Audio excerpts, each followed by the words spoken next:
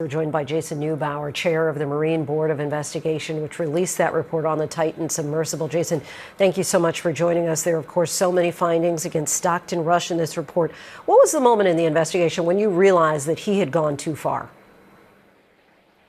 Really, the lack of going after or pursuing any certification or standards of oversight. That combined with his position in the company of overseeing as the CEO and the master of the vessel really gave him all of the power to take that route. So it was surprising, from that standpoint. I think the question that many may be asking and have been from the start was, why was he able to not only build a submersible, but then take passengers on board without any kind of regulation? Yeah, I think it was a strategy that OceanGate developed over the years. They had operated other submersibles in the United States as oceanographic research vessels. And that kind of gave them the basis to understand the framework, which needs to look from a regulatory standpoint. But, in the end, when they started doing the Titan operations, it was clear to the Marine Board that they were evading any type of regulatory oversight, including not even registering the Titan with any state or country. That's very unusual. The vessel was essentially stateless and operating in international waters. I've never seen that before over a long career in the Coast Guard doing investigations. Where does this go next as far as who will be in charge of turning your recommendations for more regulation into a reality? Right. The report now is under review by the acting commandant of the Coast Guard.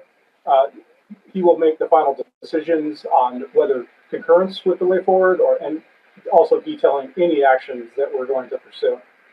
And despite this, some are still going to want to sign up to go on submersibles.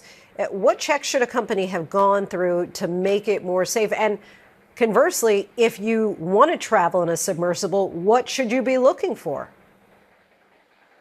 Right.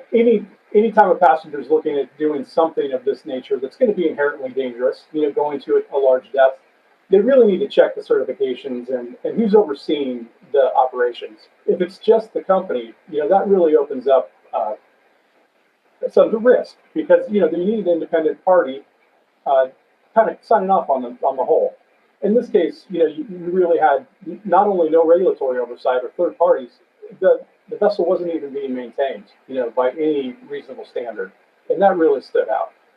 So you would have never gone on this?